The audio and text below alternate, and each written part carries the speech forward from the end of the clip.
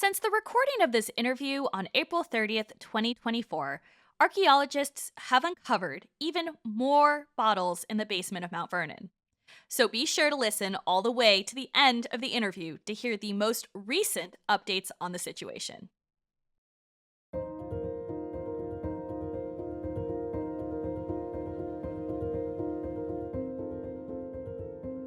On April 22nd, 2024, news broke that archaeologists at Mount Vernon had found two intact 18th century glass bottles buried in the basement of George Washington's mansion. Inside these bottles were whole, recognizable cherries preserved for over 200 years.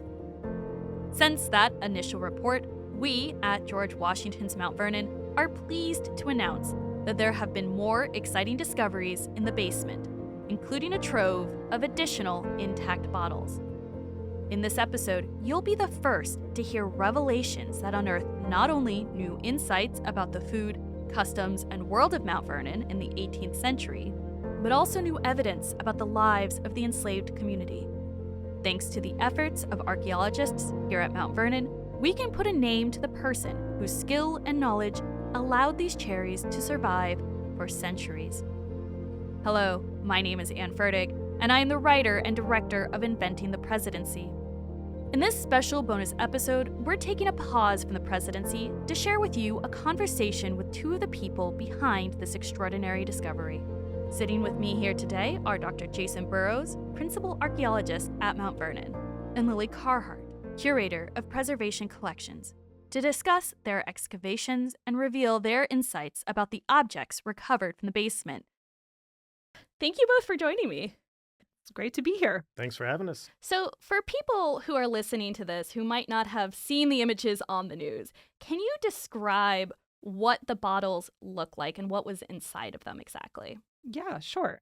So the bottles are a little bit shorter and a little bit sort of fatter than typical wine bottles that you see today. They're also very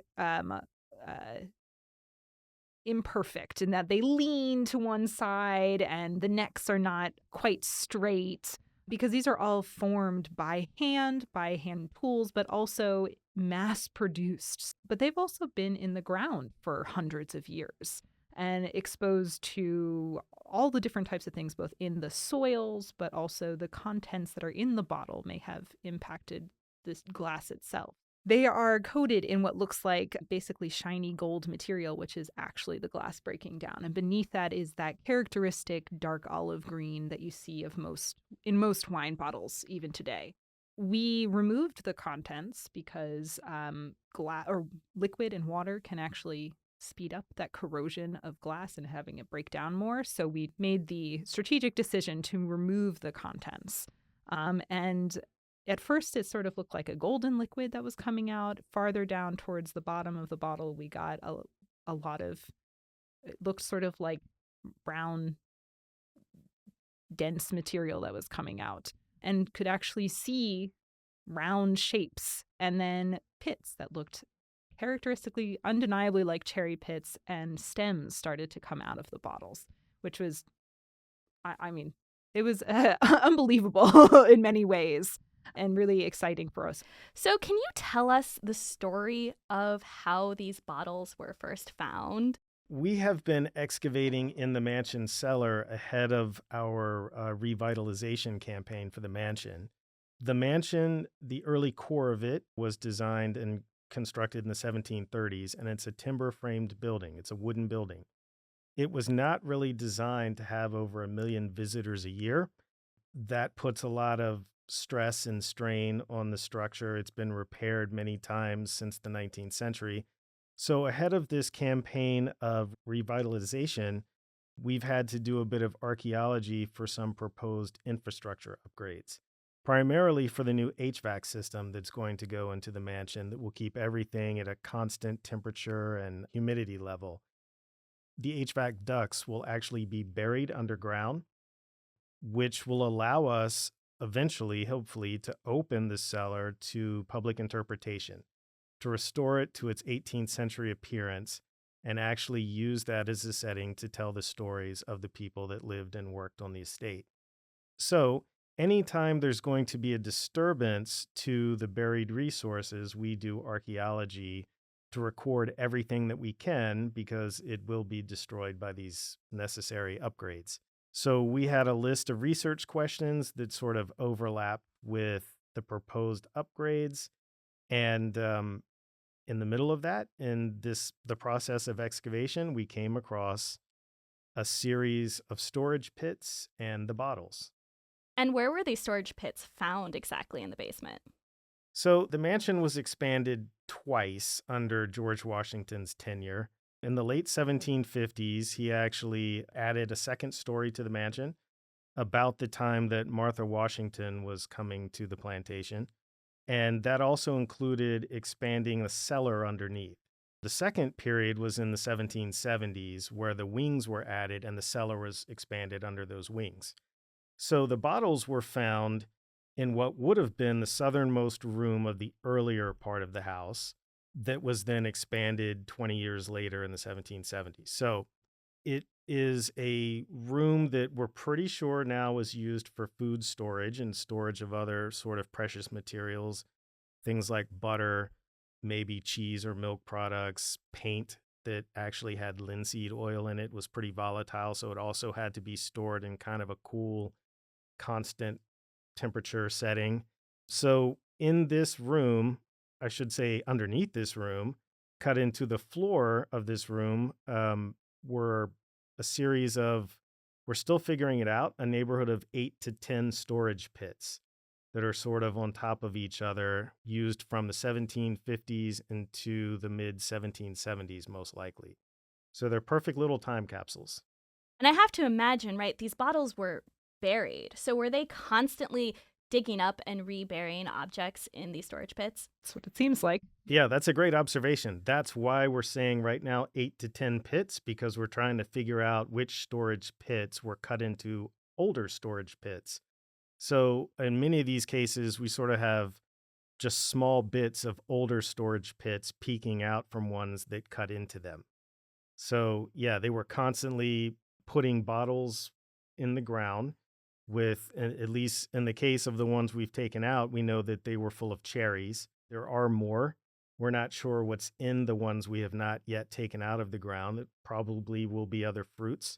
Could be cherries, could be gooseberries, could be something we haven't thought about yet. But yeah, they were constantly putting them in and taking them out.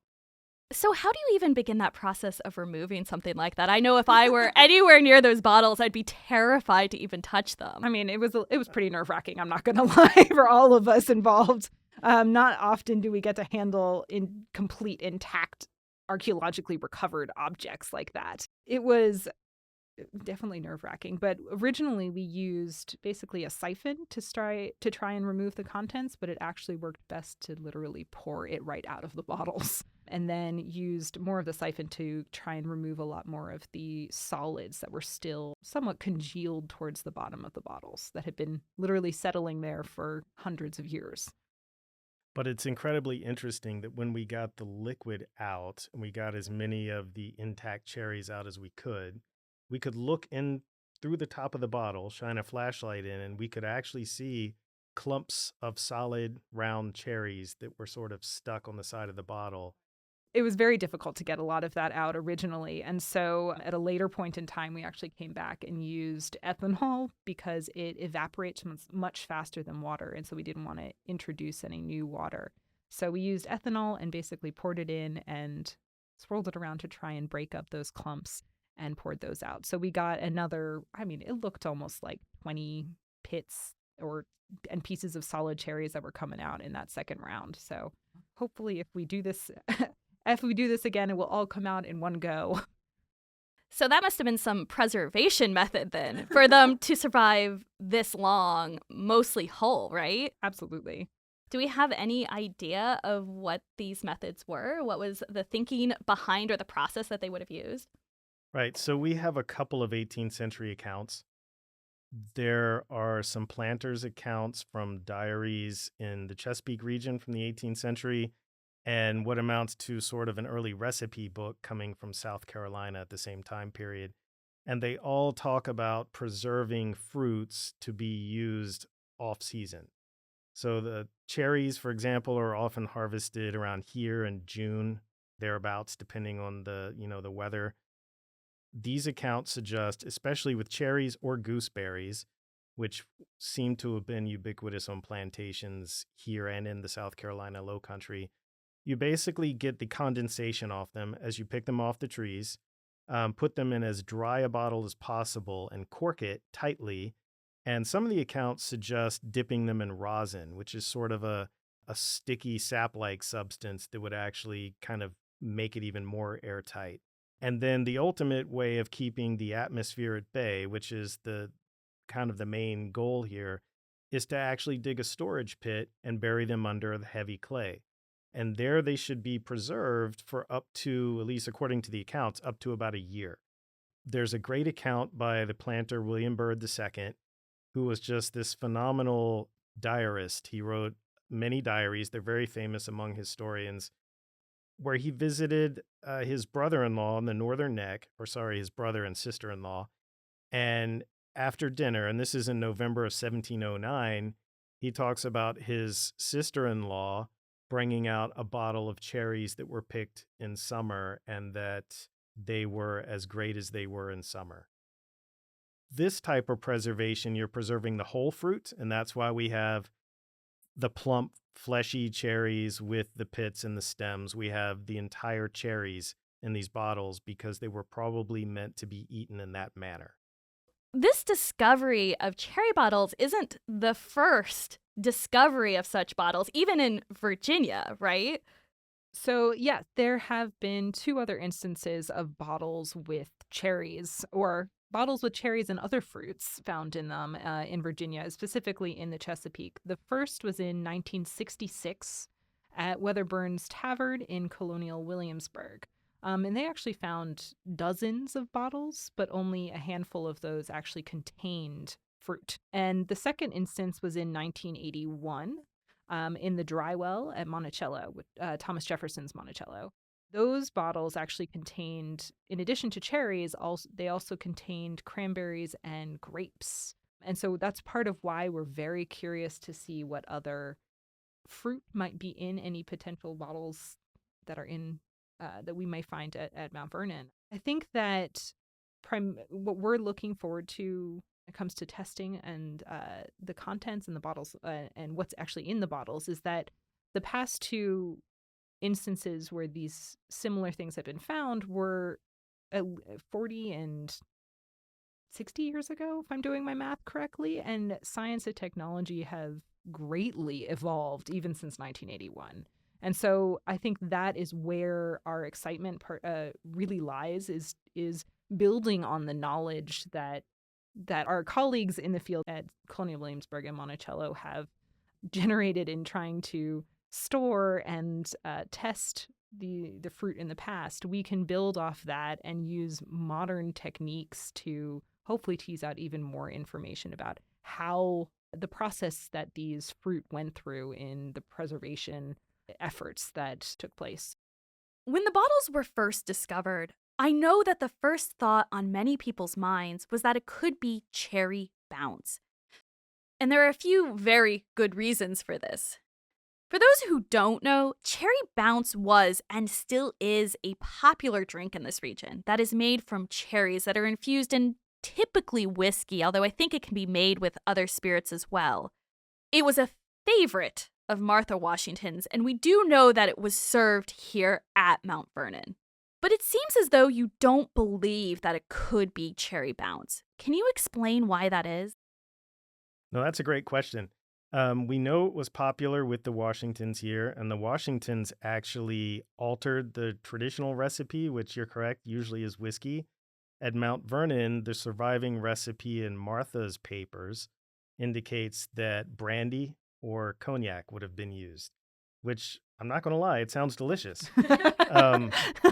And her recipe talks about using the juice of 20 pounds of cherries, not the actual whole cherries. 20 pounds. 20 pounds. And this would have made a 5-gallon batch, which, not going to lie, I'm not hating that either. And you would have included spices like cinnamon, nutmeg, cloves. So the trick about understanding the difference here is that, well, first of all, cherry pits, if they are cracked or bruised and left within a liquid, they actually produce a compound that can be turned into hydrogen cyanide, which obviously is poisonous.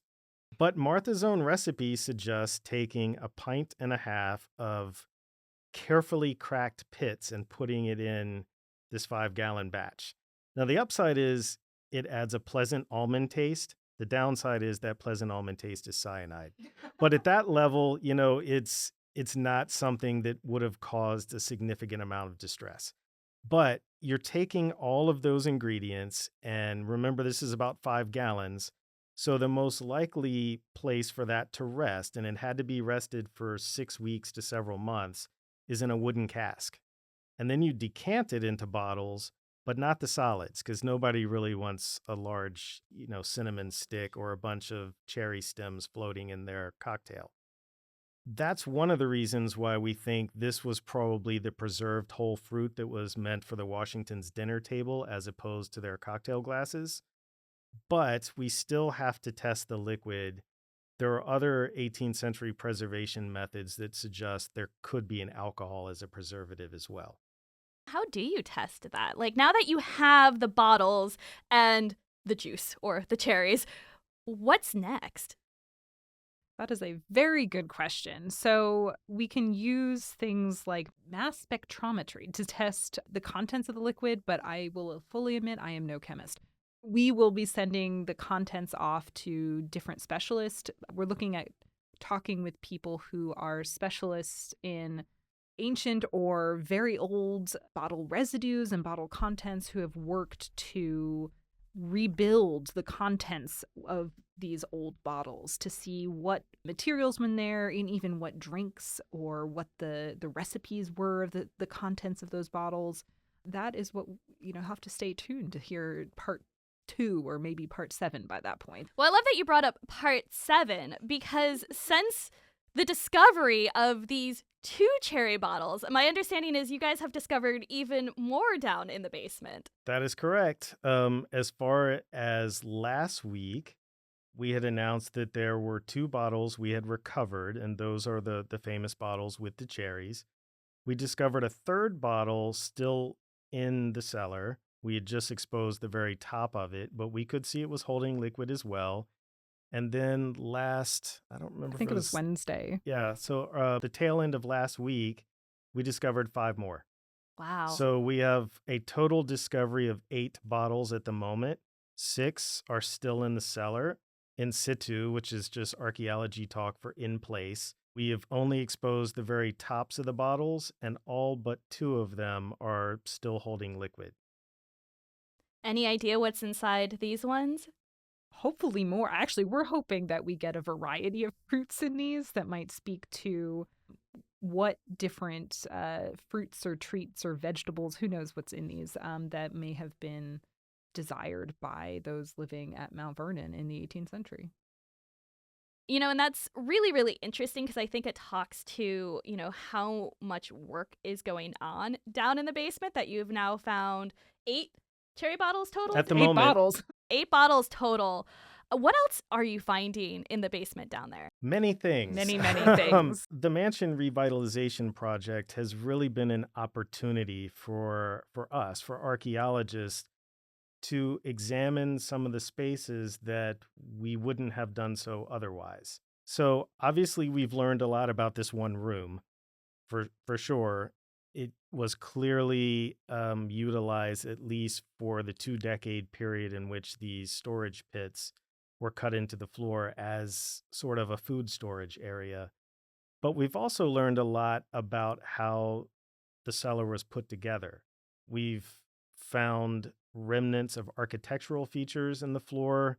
We've actually found out discovered the techniques behind leveling the floors. We actually found wooden stakes, which are still in the cellar from, 1770s. Well, now they're in the lab. Well, okay. So we have removed those, but, all of these little clues have helped us understand how the spaces were put together. But we also hope to learn a lot about the enslaved community and the people that had access, primary access to the cellar other than the Washingtons. In particular, the southernmost room, which was constructed after the 1770s expansion of the mansion, was the living space for Frank Lee, the enslaved butler, his wife Lucy, the cook, and their three children. And in this space, we've actually taken off all of the soil layers that would have been under the floor of their living space. And we're actually going to do some very in depth um, analytical techniques for teasing out maybe the smallest artifacts that we normally wouldn't see, things as small as eggshells or fish scales or tiny little ceramic or glass beads.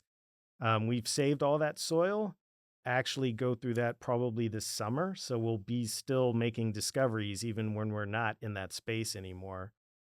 But we've also made some documentary discoveries as well and trying to put faces and names onto these spaces and onto these objects because the objects were attached to real people with real lives. And that is our primary course of study. We want to know about the people that lived here, from the Washingtons all the way down through the enslaved community. When we're talking about this kind of documentary evidence, where do you look in the archive for those stories, and how does that help you illuminate what you find in the ground? We are historical archaeologists, which means our two primary ways of understanding the past are the things people left behind and the things people wrote about the things they left behind. Because this is Mount Vernon, many of Washington's papers were kept in trust by family members, and they've been reassembled here at our library and at other libraries that work with us. And so we have many, many documents, and we're incredibly fortunate to know the names of every, for example, enslaved man, woman, and child that was living here in 1799, the year that Washington died. I have never worked anywhere else in Virginia where I've had the privilege of having those types of documents. In this case, I went back through Washington's records, which have many of which have been digitized, and found a letter from Martha Washington to her niece, Fanny Bassett Lear, in 1795, where she was asking her niece to help prepare for a return visit by the Washingtons, who were living in Philadelphia at the time, which was the capital, at least until DC was built, the federal city. And she was asking her niece that if there were any gooseberries that were ripe, she would like them to be bottled and stored in the usual manner. And she said that old Doll would remember how to do it. At this point in time, Hercules was the main cook for the Washington family, but he was with the Washingtons at the presidential household in Philadelphia. But Doll had been the cook for many years. So it makes sense that Doll would sort of have overseen this process or known how to preserve fruits in this manner. Doll was past working age. She was in her 80s at this point. But Doll actually came to Mount Vernon with Martha Washington in 1759 at the age of 38 and was the primary cook for the Washington household at that time. The bottles that we pulled out of the cellar, the storage pits, we date to between 1758 and 1770s, which is the time when Doll would have been the cook here. So it's not that much of a leap to think that Doll would have either prepared these bottles herself or as the enslaved cook and the person who oversaw the kitchen, people working with her, she would have overseen that process and directed them to do it. So this is one of those times that we just don't see very often in our line of work. Enslaved people did not leave a lot of records of their own in the 18th century. But in this case, I think Martha has given us more than a clue of who may have prepared and stored these bottles in the cellar. We really think it probably would have been done by Doll. I think that is one reason why this discovery in particular is so extraordinary. Yes, it is rare to find such an intact object with preserved foodstuffs in the ground. But it is even rarer to be able to connect that object with a specific enslaved person from this time period. It is because of Dahl's knowledge, skill, and labor that these cherries managed to survive for over 2 centuries. It is important to acknowledge her role in all of this, and archaeology lets us do that. Archaeology is a way for us to recover these lost stories. Well, and in finding these bottles, it gives us more depth and puts a lot of these records or these references in context. If we had seen that the record or the letter that Martha wrote, we might not have interpreted or understood it in the same way without having found those bottles in place or in Yeah, in the usual manner doesn't give us a lot of hints, does it? Exactly. Yes, but you're absolutely right. So having the objects, and not just the objects, but the actual food remains, actual cherries that were picked over 250 years ago, intact in the bottle that was placed in the ground, and the document that allows us to put a name to that bottle of Dahl, the enslaved cook. It really enriches the historical narrative that we present here and the ways that we understand the past at Mount Vernon, or really the entire Mount Vernon community. I usually like to point out that in the way that archaeologists think, these objects, while they are objects, and they're very interesting in and of themselves, but for us, it's really the attachments to people of the past that is our primary goal. So when you hold one of those objects, in this case with the bottles, when we pulled them out of the ground, we were the first people to lay eyes and hands on these bottles since they were put in the ground, maybe by Dahl or one of the other enslaved folks that worked in the kitchen or on the grounds here at Mount Vernon. And so for us, we have this kind of personal, tangible connection in touching these objects and recovering them. And that's hard to put into words. We use words like thrilling, but what it really is humbling as well. But even if you are not on the archaeological team and you see these objects, you see images of these objects, or you come to our museum and you see them on display, know that these were real objects that were attached to real people in the past, and their stories live on through the things they've left behind, as long as we can access them and put them together in sort of a coherent way. And that's really what our goal is here. Once again, there is so much that is preserved in these bottles. We have the bottles, yes. We have the fruit, yes. But we also have the stories of the people attached to them. So as you move forward from this discovery, as you continue your excavations for this project, is there anything else in particular that you're hoping to learn or to find? Any other research questions burning in the back of your head? We never have a shortage of research questions. It's all sort of brand new information. It's not that we didn't have access to these spaces before, but we really didn't want to disturb those buried resources in the cellar until we had an absolute reason to.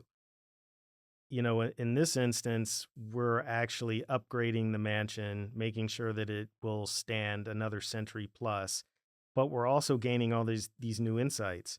We had no idea we would find 8 to 10 plus pits with, at the moment, at least 8 bottles. Probably more. Actually, yeah, maybe more, of preserved food remains from this time period. That's sort of unheard of. So we are still excavating. And I can say, just as early as this morning, one of our archaeologists discovered the remains of a bird, fowl, that was, well, we don't know if it was eaten or not, didn't have butchery marks, but it actually had lead shot in association with it. We think it was probably a duck that was hunted. And at the time, if you think of like a shotgun shell today, it's full of tiny little metal projectiles. In the past, you would have just put those straight down the barrel, and it's called birdshot. So finding lead shot in association with basically an entire bird suggest that it was probably a bird that was hunted. It was probably waterfowl. We know the enslaved community hunted waterfowl here and sold poultry and waterfowl to the Washington's dinner table.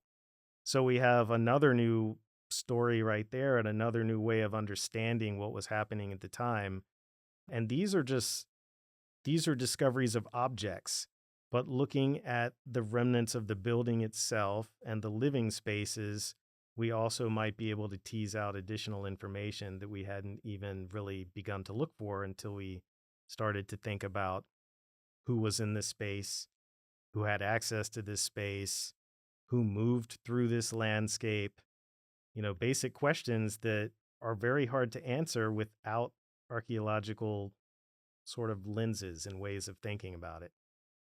And I will say every day we are surprised by something that comes up. We start with a series of questions, but those questions change and evolve every time something new comes out of the ground. So, and as those pieces start building up into the stories that we're able to, flesh out and put together, new questions come up, and we have new avenues to explore and consider, and it's really exciting. Well, to finish up, I'm going to ask the one question that I know has been burning on everyone's minds.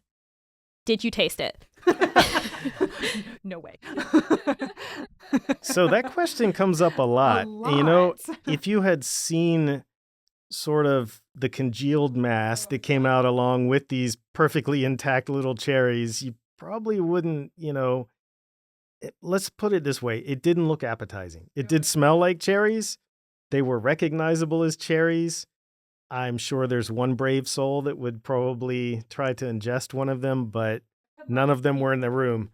Lots of people have told me, oh, well, for science, I'd taste it. Like, well, you can then therefore possibly end up in the hospital with some unknown. With an 18th century pathogen. That's true. Yes, exactly. We have enough technology in the world now that they can probably tell us what it tastes like. Or, we get asked a lot too, well, can you plant the seeds, the pits, to actually regrow cherries? And that, who knows? Hopefully we'll have an answer to that again in a future. that is a question we have, and we don't have an answer yet. I think I can speak on behalf of everyone when I say that we are excited to hear what new discoveries you find as you continue to excavate and process the objects recovered from the basement. This interview was recorded on April 30th, 2024. As of May 3rd, archaeologists have uncovered over a dozen bottles in the basement. Many of these bottles appear to contain intact substances. Dr. Boroughs tells us that they would not be surprised to find even more bottles in the basement as they continue their work. So if you're listening at home, be sure to keep track of the latest reports from Mount Vernon. You can do this by following Mount Vernon on social media or by going to www.mountvernon.org. And if you're interested in learning more about George Washington, his life and world, be sure to check out our other podcasts at www.georgewashingtonpodcast.com. You can learn about the lives and stories of the enslaved community in Intertwined, the enslaved community at Mount Vernon. Discover Washington's presidential precedents in Inventing the Presidency, or dive into the collections of the George Washington Presidential Library in Secrets of Washington's Archives. That's, once again, www.georgewashingtonpodcast.com. Inventing the Presidency is a production of the Mount Vernon Ladies Association and CD Squared Productions. This episode was produced and hosted by Dr. Ann Fertig. Additional fact-checking and review provided by Dr. Alexandra Montgomery. We'd like to thank our guests for this episode, Dr. Jason Boroughs and Lily Carhart. We hope to see you next time on Inventing the Presidency.